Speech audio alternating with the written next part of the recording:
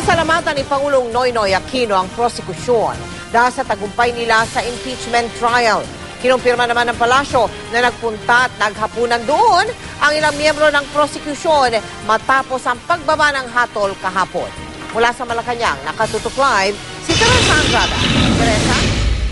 Mel, nagsalita na si Pangulong Noynoy Aquino isang araw matapos ibaba ang hatol na guilty kay Chief Justice Renato Corona ng Senate Impeachment Court.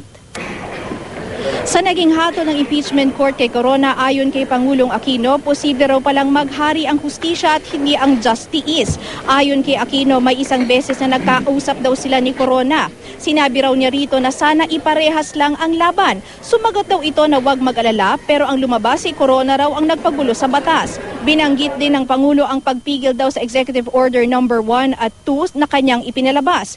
Hindi rin nakaligtas sa Pangulo ang pagiging malapit ni Corona kay dating Pangulong Gloria Arroyo. Nagpasalamat din si Aquino sa prosecution panel.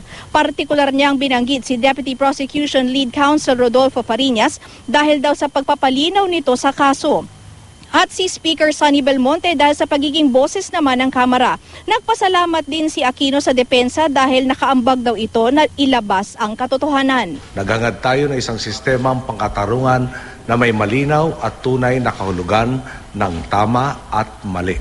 Naghangad tayong ibalanse ang timbangan kung saan ang inosente ay papasok sa hukuman ng panatag ang loob na siya'y mapapawalang sala. At kung ikaw naman ay may sala, maghanda ka na dahil tiyak na mananagot ka. Nilulok po natin lahat ng ito dahil hindi natin pakay makipag-away. Solusyon ang ating hinahanap. Walang personalan sa laban na ito. Sariling mga pasya po ni Ginoong Corona ang nagbubunsod sa paglilitis na ito. Siya ang pumiling hindi magdeklara ng katotohanan sa kanyang salin. Siya ang gumamit ng kanyang pamilya para magpalusot sa kanyang salapi at ari-arian. Tapos na po ba ang laban? Kung totoo po, ang paratang na pinepersonal natin si Ginoong Corona, masasabing tapos na nga. Pero hindi po natin siya pinepersonal. Ang hangad natin ay ayusin ang sistema.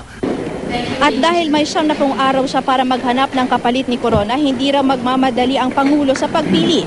Samantala, kinumpirma naman ng Malacanang na matapos ang paghuhusga kay Corona, dumiretso sa Malacanang ilang miyembro ng prosecution panel, kabilang na si Representative Nery Colmenares. Pinasalamatan daw ng Pangulo ang public at private prosecutor sa kanilang ginawa para sa kaso.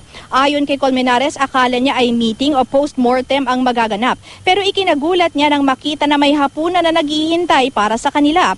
Si League Prosecutor Representative Neil Tupas Jr. hindi raw sumama kagabi. Imbes na sumama sa mga kasamang prosecutors, mas pinili raw ni Tupas na makasama ang kanyang may bahay. Ayon kay Tupas sa isang text message, pinasalamatan siya ng Pangulo at kinongratulate siya dahil sa kanyang mga sakripisyo.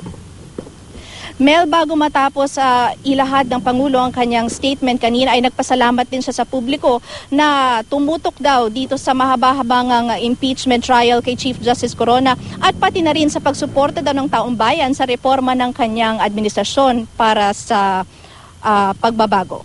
Mel? Maraming salamat sa iyo, Teresa Andrada.